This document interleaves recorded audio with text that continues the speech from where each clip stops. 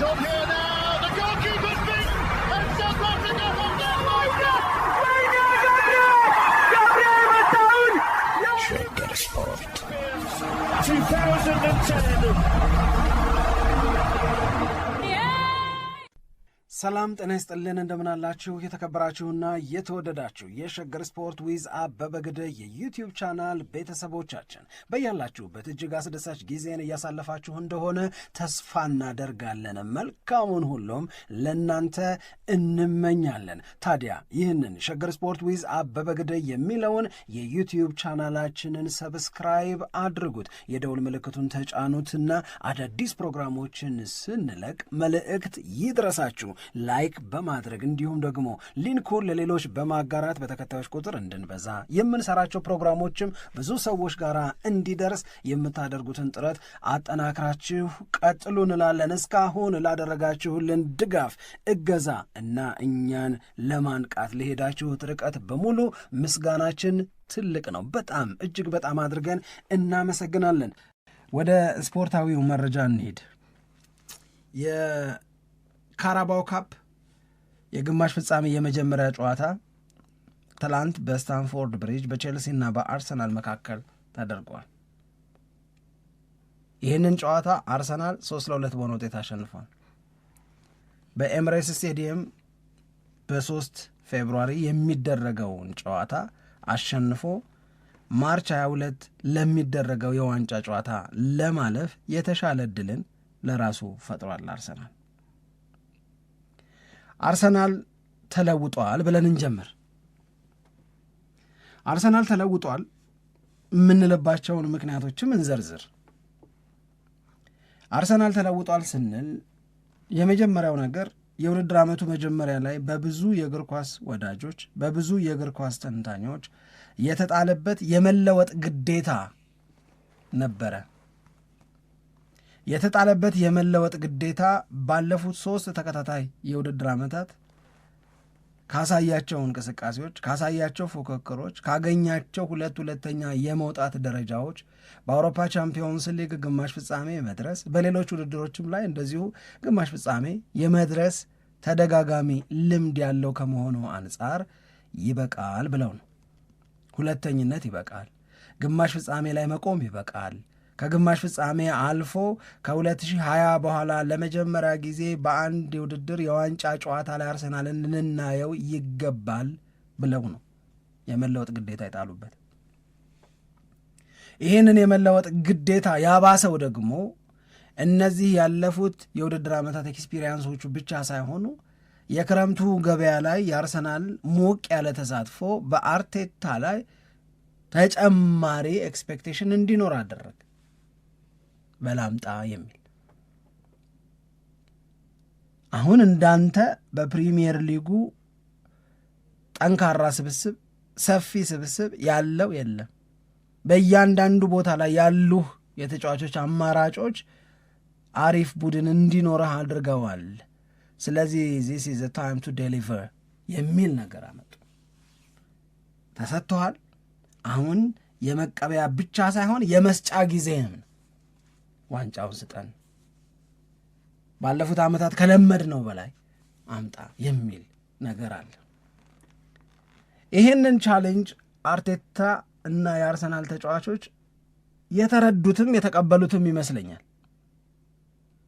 የተቀበሉትም የሚመስለኝ በውድድር ዓመቱ እስካሁን ድረስ አርሰናል 32 ጨዋታ ነው የተጫወተው። እስካሁን ድረስ ባደረጋቸው 32 ጨዋታዎች ላይ የቡድኑን ውጤት፣ የቡድኑን ፐርፎርማንስ፣ የሜዳ ላይ ብቃት ከግምት ውስጥ ስታስገቢ ዘንድሮ አርሰናል እየሰመረለት ነው። ያንን የመለወጥ ግዴታ የተቀበሉ መሆኑን የሚያሳይ የሚያስረዳ የማሸነፍ ፍላጎት፣ የጥረት አለመጓደል፣ ማድረግ ያለባቸውን ነገር በሙሉ ሲያደርጉ መታየት፣ ዋጋ ለመክፈልም ጭምር መዘጋጀት ታይቶ ስለነበረ ነው። አርሰናል ቤት በቻምፒዮንስ ሊግ ያረጉትን ጨዋታ በሙሉ እያሸነፉ በፕሪሚየር ሊግ አንደኛ ሆነው በ6 ነጥብ ልዩነት እየመሩ በካራባው ካፕ ግማሽ ፍጻሜ እየደረሱ በኤፍኤ ካፕ ወደ 4ኛው ዙር ማለፋቸውን ካረጋገጡ ክለቦች አንዳቸው ሆነው አርሰናሎች የሚያሳዩትን ነገር አለመውደድ፣ አለማድነቅ፣ ዋጋ አለመስጠት አይቻልም። አርሰናል ተለውጧል የምንለው በእነዚህ ጊዜያቶች ባለፉት 3 የውድድር ዓመታት እንዲህ ያለ ውጤት አያመጣም ስለነበር አይደል። በአንዳንዶቹ የውድድር ዓመቶች 240 ቀን አንደኛ፣ አሁን የውድድር ዓመቱ ከተጀመረ 240 ቀን አልሞላም፣ ግን አርሰናል አንደኛ ነው። እንዲህ አርጎት ያውቀው ይሆናል። ነገር ግን አሁን ያደረገውን ነገር ያደረገበት መንገድ ግን ቴልስ ዩ ሰምቲንግ የሚነግርሽ ነገር አለ። ቻሌንጁን በደንብ እንደተቀበለው አርሰናል ያስታውቃል። በደንብ ተጫዋቾቹ ሜዳ ላይ ከጨዋታዎች ይዘው ውጤት ለመውጣት የሚከፍሉት ዋጋ እና ያላቸው የአእምሮ ዝግጁነት እኔ በጣም ጥሩ አድርጌ ነው የምወስደው። የእውነት ለመናገር አንድ ቀፋፊ ሀቅ ልንገርሽ ከአርሰናል ጋር ተያይዞ የሚነሳ አርሰናል 3 የሁለተኛ ወጣ የሚለው የተነገረውን ያህል ያልተነገረ ከግማሽ ፍጻሜ ለማለፍ የመቸገር ችግር አለበት። አርሰናል በሁለት ሌግ ወይም በደርሶ መልስ በሚደረግ የጥሎ ማለፍ ጨዋታ ግማሽ ፍጻሜ ከደረሰ በኋላ እንኳን በድምሩ አሸንፎ ሊያልፍ ይቅርና ከሁለቱ ሌጎች አንዱን የመጀመሪያውን አሸንፎ ቋቅ ግማሽ ፍጻሜ በሽታው ነው ያርሰናል። ታክም ያለው እያለች ነው ትላንት። ካለፉት ዓመታት ተለውጧል እንድትይ የሚያደርግሽ ነገር የግማሽ ፍጻሜ ፈተናዎቹን ማለፍ ጀመረ። ግማሽ ፍጻሜ ላይ ከ2020 ወዲህ በአርቴታ ዘመን ችግር አለ። የመጨረሻው ፌርማታ ነበር የሚመስለው። አምናም በቻምፒዮንስ ሊግ እንደዛው ነው። አምናም እንደዚሁ ካራባኦ ካፕ ግማሽ ፍጻሜ እኮ ደርሶ ምናምን በቃ ከዛች የማለፍ ነገር የለ እና ቱሌግድ ሲሆን ወይም የደርሶ መልስ ጨዋታ ሲሆን በደርሶ መልሱ ጨዋታ ላይ አርሰናል የሚኖረው ውጤት የመሸነፍ ጥሎ ማለፍ አይደል፣ ተጣዩ ነው እሱ ኃላፊው አይደል። አሁንስ ስቲን ቼልሲ በስታንፎርድ ብሪጅ በሜዳው 3-2 ያለቀ ግን 5-2 እና ከዛም የከፋ ውጤት ሊሆን ይችል የነበረ ድልን አስመዝግቧል። ይህንን ስል ምን ማለቴ ነው? የቼልሲው ግብ ጠባቂ ሳንቼዝ የገቡበት 2 ጎሎች ቤን ዋይት ያገባው፣ ቪክቶር ዮኬሬሽ ያገባው ሙሉ በሙሉ የእሱ ስህተት ተደርገው የሚወሰዱ ቢሆንም ከዛ በኋላ ግን ሜሪኖ የሞከረውን ያዳነበት የሚገርም በእግሩ ያዳነው ኳስ ደግሞ ክሬዲት የምትሰጭው እነዛ ያ ጎል የሜሪኖ ሙከራ 70 ምናምነኛው ደቂቃ ቢገባ ኖር 4-1 ነበር የሚሆነው። ጥሩ ውጤት ነው ለአርሰናል። አላለቀ። የአንድ ጎል ነው ልዩነቱ፣ ግን ለአርሰናል በጣም አሪፍ ውጤት ማድረግ ይቸገሩ የነበረውን ነገር አድርገው የተገኙበት ከማቃት የወጡበት ነው። አርቴታ ያለው ልትነግሪኝ ነበር መሰለኝ።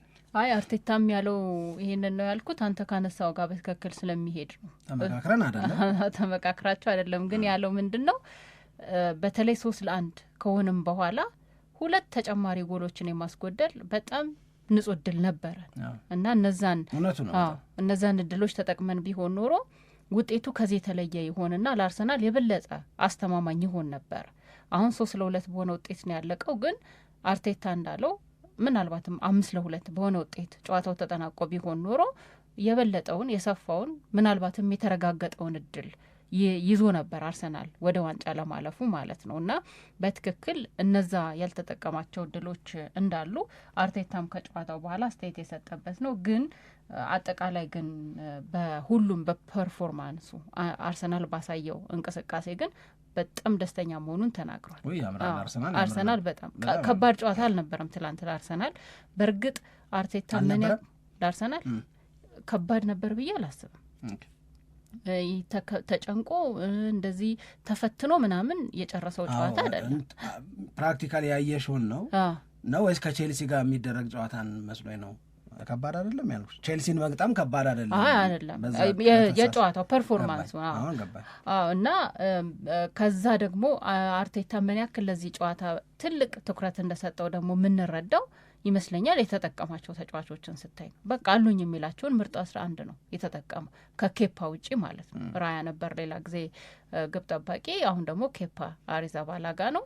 ከዛ ውጭ ግን ያሉት በወሳኝ በጣም ፈታኝ በሚላቸው ጨዋታዎች ላይ ሊጠቀማቸው የሚችላቸውን 11 ምርጥ ተጫዋቾች ወይም 10 ምርጥ ተጫዋቾች የተጠቀመበት ነው። ይህም ደግሞ ምን ያክል ለዚህ ጨዋታ ትልቅ ትኩረት እንደሰጠ የሚያሳይ ይመስለኛል። ያው የካራባኦ ካፕ የግማሽ ፍጻሜ የመጀመሪያ ጨዋታ ነው ብሎ ምንም አይነት መዘናጋት እዚህ ጨዋታ ላይ እንዳይፈጠር እንደተፈለገ የታየበት ነው። በተለይ የማርቲን ዙቢሜንዲ ጎል ሲቆጠር አርቴታ ላይ የታየው ስሜት በጣም የሚገርም ነበር። እሱም ራሱ በእርግጥ ማርቲን ዙቢሜንዲ የሚገርም ጎል ነው ያስቆጠረው፣ በጣም ጥሩ ጎል ነው ያገባው። ግን አርቴታ ራሱ በቃ የተደነቀበት የተደሰተበት እንደሆነ ከፊቱ እንቅስቃሴ ደስታውን ከገለጸበት መንገድ ትረዳለ። አሁን በትናንትናውም ጨዋታ ላይ በአርሰናል በኩል የቆመ ኳስ እንደገና ወደ ጎል የተቀየረበትንም መንገድ ተመልክተናል። እንዲሁም የቁጥር መረጃዎች ከዛ በኋላ ሲወጡ ነበረ። አርሰናል በዚህ የውድድር ዓመት 18 ጎሎችን ከኮርና አስቆጥሯል። በዚህ የውድድር ዓመት ነው። በአጠቃላይ ደግሞ ከቆሙ ኳሶች 24 ጎሎች ያስቆጠረበት ከአጠቃላይ ከሴት ፒስ ማለት ነው። እና ይሄ በአርሰናል ላይ ምን ያክል የቆመ ኳስን ደግሞ ድጋሜ መጠቀም የሆነ ሰዓት ላይ ጋብ ብሎ ነበር። አሁን ደግሞ ድጋሜ ከቆመ ኳስ የሚገኘውን ጥቅም ወደ ማግኘት የመጣበትን እድል እንዳለ እየተመለከትን ነው የምንገኘው። እንዲሁ ደግሞ ከተመለከት ነው አሁን 10 ጨዋታ አልተሸነፍም አርሰናል በተከታታይ ማለት ነው። 10 ጨዋታ ሳይሸነፍ የቀጠለበት ነው። ቼልሲን ደግሞ ካየኸው በአደረጋቸው 13 ጨዋታዎች ቼልሲ ማሸነፍ የቻለው 3 ጨዋታ ብቻ ነው። ምን ያክል እየተቸገረ እንደሆነ በቼልሲ በኩል ምናይበት ነው። ትላንትና ጨዋታ ላይ ቼልሲ እድለኛ አይደለም የሚያስብሉ ነገሮች ነበሩ። በተለይ የተጫዋቾች ጉዳትን በተመለከተ እነ ፓልመር እነ ጄምስ እንደዚህ የመሳሰሉ ተጫዋቾች ወደ ሜዳ ገብተው አገልግሎት መስጠት የቻሉበት እድል የተፈጠረ አይደለም። ይሄ ቼልሲን እድለኛ አይደለም እንድትል የሚያደርግ ነው። ግን ባለው ሁኔታም ሆኖ የአርሰናል የጨዋታ እንቅስቃሴ ጨዋታውን ለመቆጣጠር ሄዱበት ርቀት ከዛ በተጨማሪም ደግሞ የተጫዋቾች ፍላጎት በጣም በተለየ ሁኔታ መጠቀስ የሚችል ይመስለኛል። ምን ያክል ለዚህ የዋንጫ ፉክክር ትልቅ ትኩረት እንደሰጡት የሚያሳይ ነው። እንዳልከው 32 ጨዋታዎችን ያደረጉበት ነው እስካሁን ድረስ በዚህ የውድድር ዓመት ማለት ነው። ከነዚህ ከ32 ጨዋታዎች በ2 ጨዋታ ብቻ ነው የተሸነፉ። ይሄ ቀላል ቁጥር አይደለም። እነዛም 2 ጨዋታዎች በፕሪሚየር ሊጉ በአስቶን ቪላና በሊቨርፑል የተሸነፋቸው ሽንፈቶች ናቸው። በሌሎች ውድድሮች ላይ አልተሸነፈም። ፕሪሚየር ሊጉንም ሻምፒየንስ ሊጉንም ካራባው ካፑንም ኤፍኤ ካፑንም በጥሩ ሁኔታ ሀንድል እያደረገው እንደሆነ ያየንበት ነው። ስለዚህ ይሄ የውድድር ዓመት የሆነ ዋንጫ አርሰናል ማንሳት አለበት ከሚለው አስተያየት ዘለል ብሎ የሆነ ዋንጫ ማለት ሳይጠቀስ የዋንጫው ምንነት ሳይጠቀስ የሆነ ዋንጫ ማለት ብቻ አይደለም ከዚህ በኋላ ተገቢ የሚል አስተያየት ሁሉ እየተሰጠ ነው። ወይ 2 ዋንጫ ወይ ደግሞ 3ም ሊሆን ይችላል የሚሉ ከወቅታዊ እንቅስቃሴ አንጻር በመነሳት አስተያየት የሚሰጡ ሰዎች በቁጥር በርከት ብሎ ያየንበት ነው። ከዛ በተጨማሪ ግን እዚህኛው ጨዋታ ላይ መነሳት ካለበት በደንብ መነሳት አለበት ብዬ የማስበው የቪክቶሪ ኮሬሽም ጉዳይ ነው። መጀመሪያ አሁን ያነሳሽው ነገር ለምሳሌ አሁን የግማሽ ፍጻሜን ጉዳይ የተመለከተው ነገር ግማሽ ፍጻሜ ጨዋታዎች ላይ አርሰናል ይቸገር ነበረ። የግማሽ ፍጻሜ ጨዋታዎችን አርሰናል አያሸንፍም ነበረ። አሁን ወደ ማሸነፍ መጥቷል። የማለፍ እድሉ በጣም ሰፊ ነው ሲባል ወይም ከቼልሲ ይልቅ አሁን ማንቸስተር ሲቲን በዋንጫው ጨዋታ ለመግጠም ማንቸስተር ሲቲን ያልኩት ሲቲ ደግሞ ኒውካስልን 2-0 በሆነ ውጤት ስላሸነፈ አርሰናል የተሻለ እድል አለው። ምክንያቱም አዌይ ጌሙን አሸንፈዋል ነው። አሁን ስታነሺ 32 ጨዋታዎችን አርሰናል ዘንድሮ አድርገዋል። ካደረጋቸው 32 ጨዋታዎች የተሸነፈው በ2 ነው የሚለው ነገር የአርሰናልን በመልሱም ጨዋታ የተሻለ ውጤት የማምጣት እድልን ከፍ የሚያደርገው የሚመስለኝ እንደኔ ሆም ጌም ላይ አርሰናል ያለው ውጤት ሆም ፎርሙ በጣም ቆንጆ ነው። እስካሁን ድረስ በዘንድሮ የውድድር ዓመት በሜዳው ባደረጋቸው ጨዋታዎች በማንም አልተሸነፈም። ስለዚህ ቼልሲ ኤክሰፕሽናል ይሆናል ወይ? ፌብሩዋሪ 3 በሚደረገው ጨዋታ ኤክሰፕሽናል ሆኖ አርሰናልን ለመጀመሪያ ጊዜ በኤምሬትስ ስቴዲየም የሚያሸንፍ ቡድን ይሆናል ወይ የሚለው ነገር ደግሞ መነሳት መቻል አለበት። ስለዚህ ይህንን ስትመለከቺ የአርሰናል ከሜዳ ውጪ ትላንትና ማሸነፍ ከአማረ እንቅስቃሴ ከምንም በላይ በተጫዋቾቹ ዘንድ ይታይ የነበረው ጨዋታውን የማሸነፍ የላቀ ፍላጎት ለእኔ ትርጉማል። ይህንን ሳልናገር ወደ ዮኮሬሽ እንዳንሄድ ብዬ ነው። ስለዚህ ይሄ አሁን መርሳት የሌለብን ነገር ቼልሲን ሲገጥም አርሰናል ዘንድሮ ለሁለተኛ ጊዜ ነው። በፕሪሚየር ሊግ ተገናኝተው ነበረ። ካይሴዶ በቀይ ካርድ ከሜዳ ወጥቶ፣ ቼልሲ ግን አርሰናል ላይ የወሰደውን ብልጫ አንስተን እንደነዚህ ባሉ ጨዋታዎች ላይ ድል ሳያደርግ ብልጫ ሳይወስድ ያውም ኒሜሪካል አድቫንቴጅ ኖሮት እንዴት ነው ዋንጫ ስለ ማንሳት ሊታሰብ የሚችለው የሚል አይነት ስሜት ፈጥሮብን ነበረ። ቼልሲ ነው አድንቀን የነበረው የምታስታውሱ ከሆነ ያንን ቼልሲ ትላንት ባሳየው እንቅስቃሴ ትላንት የአርሰናል ተጫዋቾች ላይ ይታይ በነበረው የሚያምርም ባዘለቀው የሚያስብልም ጨዋታውን የማሸነፍ ፍላጎት ለምሳሌ ከሊቨርፑል ጋር አይተነው አልወደድነውም እኮ አርሰናል ምን ሆኖ ነው እንደዚህ ምናምን ስንል ነበር። እንደዚህ ያለውን አርሰናል ባዘለቀው የምንለው እንደ ሊቨርፑል እንዳይሆን በመመኘት ከሊቨርፑል ጋር በነበረው ጨዋታ እንደነበረው እንዳይሆን በመመኘት ነው። ሶ ኢትስ ሂውጅ አድቫንቴጅ ነው ለአርሰናል። ሁለት ነገሮች ናቸው ያሉት። አንድ ይህንን ነገር ይዞ በመዝለቅ፣ ሁለት የአርሰናል የሜዳ ወይም የኤምሬትስ ስቴዲየም ላይ ያለው ጉብዝና ትልቅ ክሬዲት የሚያሰጠው ስለሆነ ነው። እኔ ትናንትና አርሰናል በጣም ነው የተመቸኝ። ግን አሁንም በአርሰናል በኩል they are letting goals ጎል የሚፈቅዱት ነገር ግን አሁንም ምልሽ የሚደነቀውን ነገር አድንቀሽ እንደው ምንም የሚታረም ነገር እንደሌለው ማሰብ አይቻልም። ገባሽ? አሁን ለምሳሌ 2 ጎል አሌሃንድሮ ጋርናቾ ያገባው ከተመሳሳይ ፖዚሽን ከተመሳሳይ ቦታ ላይ ነው። አንድ አይነት የሚመስል ነገር አለ። ሳሊባም ዘሏል ለቴስታ፣ ማጋሌሽም ዘሏል ለቴስታ። ሁለተኛው ጎል ሲገባ ያኛውም ደግሞ ያ ሁሉ ተጫዋች ባለበት እንዴት ጎሉ ገባ የሚያስብል ነው። ማለት ፍሪ አልነበረም ስፔሱ፣ ተጫዋቾች ነበሩ፣ ክራውድድ ነበረ።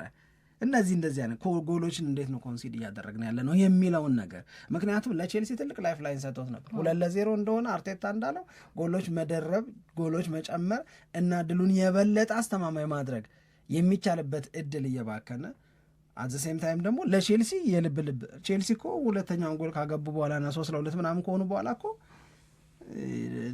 ተፍጨርጭሯል። የሚችለውን በሙሉ አድርጓል። እውነት ለመናገር የቼልሲም ተጫዋቾች ላይ የነበረው ፍላጎት ደስ ይል ነበር፣ ቆንጆ ነበር በአጠቃላይ። አሁን ወደ ዮኮሬሽ መመለስ ይችላል። አይ የጨዋታው አንደኛው ቶኪንግ ፖይንት የነበረው የዮኮሬሽ ጎል ማስቆጠር ነው። ጎል ማስቆጠር ብቻ ሳይሆን ደግሞ አሲስትም አድርጓል እና ይሄ ለአርሰናልም ለዮኮሬሽም ምን ማለት ነው የሚለውን በተመለከተ ብዙ ነገር ነው የሚነሳው። መቼም እንደምናስታውሰው ከዮኮሬሽ ጋር በተያዘ ጠንካራ ትችቶች መሰጠት የጀመሩበት ወቅት ላይ ነው የምንገኘው። ገና ወደ አርሰናል ከተቀላቀለ በኋላ ረዘም ላሉ ጊዜያት ሊጉን መላመድ ይኖርበታል። በዚህ ምክንያት ነው፣ ተነጥሎ እየተጫወተ ስለሆነ ነው፣ ብዙ ሀሳቦች እየተሰጡ ዮኮሬሽን በተመለከተ ጠንካራ አስተያየቶች አይሰጡም ነበር። የተወሰነ ጊዜ ተሰጥቶታል ብዬ አስባለሁ። ከዛ በኋላ ግን የሚያሳያቸው የሜዳ ላይ እንቅስቃሴዎችም የማይጠቀማቸው ጎሎችም በጣም ለትችት እየዳረጉት ነው የሚገኘው። በተለይ በቂ ጊዜ ተሰጥቷል ተብሎ ከታመነ በኋላ አይ ዮኮሬሽ እንደሚፈለገው መሆን አልቻለም በአርሰናል ቤት የሚለው ላይ እና የሱ ጉድለት ተብሎ የሚጠቀሱትም ላይ ደግሞ የእግር ኳስ ባለሙያዎች ትልቅ ትንታኔ ሲሰጡ ሰምተናል።